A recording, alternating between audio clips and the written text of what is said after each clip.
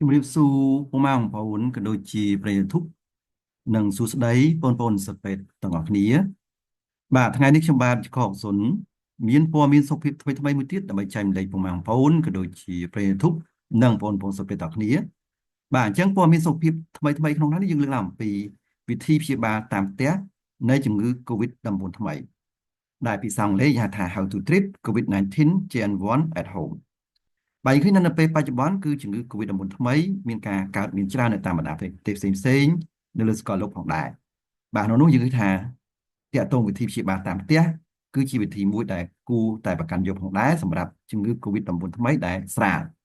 បាទយើងចង់ដឹងថាតើវិធីព្យាបាលតាមផ្ទះជំងឺ COVID-19 ថ្មីហ្នឹងគេអនុវត្តយ៉ាងណាខ្លះបាទយើងចង់ដឹងតើគ្នាសូមស្ដាប់ការបកស្រាយរបស់ខ្ញុំបាទជាបន្តបន្ទាប់ដូចតទៅ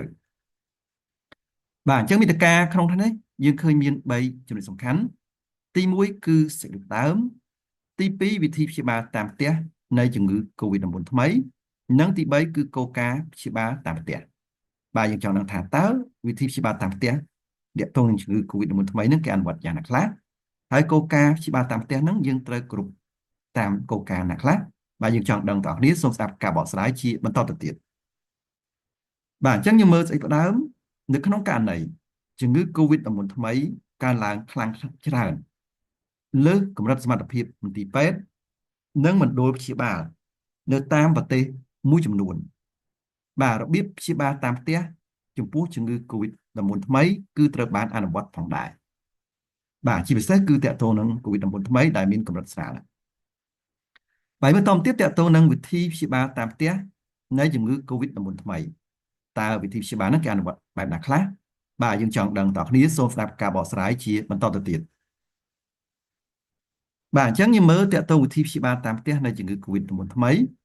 យើងត្រូវធ្វើតាមការណែនាំរបស់ក្រសួងសុខាភិបាលហើយយើងត្រូវត្រៀមបម្រុងថ្នាំសង្កូវមួយចំនួន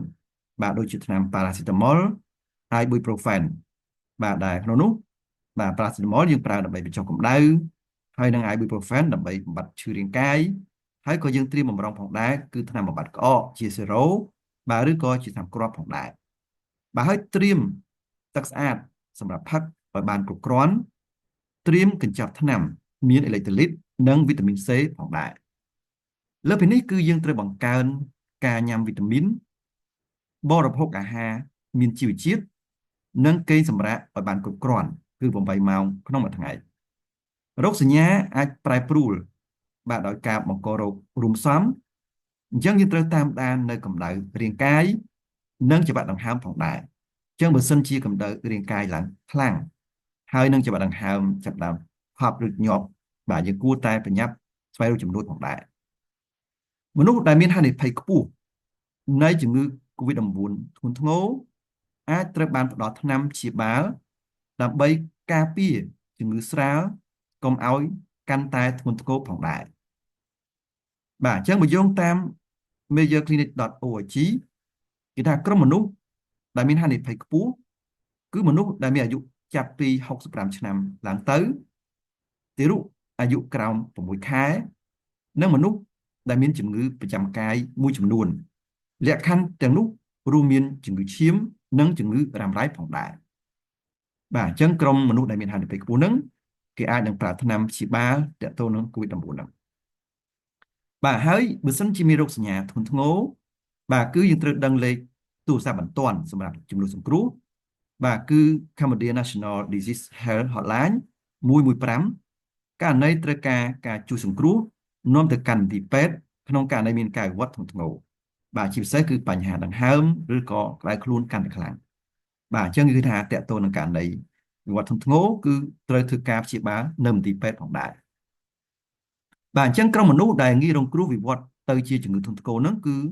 ក្រុមមនុស្សមិនបានចាក់វ៉ាក់សាំងការពារជំងឺ COVID-19 ទេ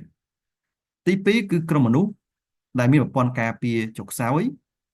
បាទទី3គឺក្រុមមនុស្សអាយុលើសពី55ឆ្នាំនិងទី4គឺអ្នកជំងឺទឹកនោមផ្អែមមនុស្សធាត់អ្នកមានជំងឺសួតឬក៏ជំងឺតម្រងនោមរ៉ាំរ៉ៃអ្នកមានជំងឺហឺតនិងជំងឺសោយបេះដូងផងដែរបាទអញ្ចឹងយើងមើលជាបន្តទៅទៀតតកតងគោលការណ៍ព្យាបាលតាមផ្ទះអញ្ចឹងគោលការណ៍ព្យាបាលតាមផ្ទះហ្នឹងយើងអនុវត្តបែបណាខ្លះដើម្បីជៀសផុតពីការចម្លងដល់អ្នកដទៃ ហើយនឹងឆាប់ជាសះស្បើយបាទយើងចង់ដឹងតើគ្នាសូមស្ដាប់ការបកស្រាយជាបន្តទៅទៀតបាទអញ្ចឹងយើងមើលគោលការណ៍ព្យាបាលតាមផ្ទះបាទយោងតាមការជូនដំណឹងរបស់ក្រសួងសុខាភិបាលតាក់ទងគោលការណ៍អនុវត្តកន្លងមកក្នុងការព្យាបាលអូមីក្រុងដែរបាទយើងឃើញថាគោលការណ៍ព្យាបាលតាមផ្ទះហ្នឹងគឺទី1ត្រូវស្នាក់នៅបន្ទប់ដាច់ដោយឡែកមានអនាម័យស្អាតមានខ្យល់ចេញចូលល្អបាទទី2គឺយើងត្រូវពាក់ម៉ាស់លាងសម្អាតដៃឲ្យបានញឹកញាប់ជាមួយនឹងសាប៊ូនិងទឹកស្អាតឬក៏អាល់កុលបាទហើយនឹងរក្សាគម្លាតយ៉ាងតិចគឺ2ម៉ែត្របាទជាមួយអ្នកដែលមានសុខភាពល្អហ្នឹងយើងរក្សាគម្លាតឲ្យបាន2ម៉ែត្រយើងឈឺយើងនៅឆ្ងាយបាទបាន2ម៉ែត្រអញ្ចឹងទៅហើយមួយទៀតគឺទី3ត្រូវបរិភោគអាហារមានជីវជាតិគ្រប់គ្រាន់មានដូចជាសាច់បន្លែផ្លែឈើជាដើមនិងពិសាទឹកឲ្យបានច្រើនបាទយើងដឹងថាពេលដែលមានជំងឺវាធ្វើឲ្យយើងបាត់បង់ជាតិទឹកអញ្ចឹងយើងត្រូវពិសាទឹកឲ្យបានច្រើនផងដែរបាទទី4គឺយើងត្រូវតាមដានសុខភាពខ្លួនឯងឲ្យបានញឹកញាប់ទៀងទាត់ជាប្រចាំបាទទី5គឺយើងត្រូវថែរក្សាសុខភាពផ្លូវចិត្តនិងធ្វើលំហាត់ប្រាណឲ្យបានទៀងទាត់ផងដែរហើយទី6គឺហាមជក់បារីផឹកស្រាឬក៏គ្រឿងស្រវឹងផ្សេងផងដែរបាទទី7គឺប្រើប្រាស់សម្ភារៈនិងបោកគក់ដាច់ដោយឡែកពីសមាជិកគ្រួសារហើយទី8គឺវិច្ឆប់សម្រាប់ចោលឲ្យបានត្រឹមត្រូវ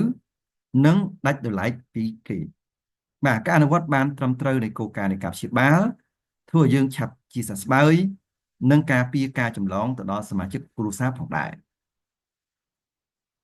បាទហើយប្រសិនបើពុកម៉ែបងប្អូនក៏ដូចជាប្រិយមិត្តទាំងអស់ចង់តាមដានព័ត៌មានសុខភាពថ្មីៗដល់កន្លែងច្រើនទៀតអាចចូលរួមជាមួយនឹងក្រុម Telegram យើងខ្ញុំគឺព័ត៌មានសុខភាពបាទអាចធ្វើការ scan QR code ទៅដើម្បីចូលក្នុងក្រុមយើងខ្ញុំបាទដើម្បីតាមដានព័ត៌មានសុខភាពថ្មីៗដល់កន្លែងច្រើនទៀតផងដែរប្រសិនបើពុកម៉ែបងប្អូនក៏ដូចជាប្រិយមិត្តទាំងអស់មានបញ្ហាសុខភាពផ្សេងៗជាពិសេសគឺជំងឺតាក់ទងផ្ដាំលាហាជំងឺតាក់ទងផ្ដាំទឹកមាត់ឬក៏ជំងឺតាក់ទងផ្ដាំបន្តពូជបាទអាចប្រឹក្សាដែលកន្លែងតាមលេខ Telegram 3ខ្សែគឺ092 59 3350 088 3132 225ហើយនឹង016 58 57 64ផងដែរបើសិនបើពុកម៉ែបងប្អូនក៏ដូចជាប្រិយមិត្តទាំងអស់ចង់ទទួលបាននៅវីដេអូអប់រំសុខភាពថ្មីៗបន្ថែមទៀតបាទក៏ដូចជាវីដេអូព័ត៌មានសុខភាពថ្មីនិងវីដេអូនៃការរៀនពេទ្យរបស់សិស្សពេទ្យជាច្រើនបាទអាចចូលទៅក្នុង YouTube Channel វាយពាក្យ CML Health Science Official បាទដោយអក្សរស្រាប់បាទចុច search បាទស្វែងរកទៅបាទពេលហ្នឹងឃើញ logo របស់យើងខ្ញុំហើយចូលទៅក្នុង channel ចុចពាក្យ subscribe និងរូបកណ្ដឹងបាទចុចពាក្យ subscribe និងរូបកណ្ដឹងគឺសម្រាប់អ្នកថ្មីដែលមិនទាន់បាន subscribe អញ្ចឹងនៅពេលដែលយើងផុសវីដេអូលើក្រោយនឹងឃើញក្នុងបណ្ដាញ YouTube ជាបន្តបាទជ្រុំ subscribe ម្នាក់មួយដើម្បីលើកទឹកចិត្តក្នុងការធ្វើវីដេអូជាបន្តទៀតបាទសូមអរគុណ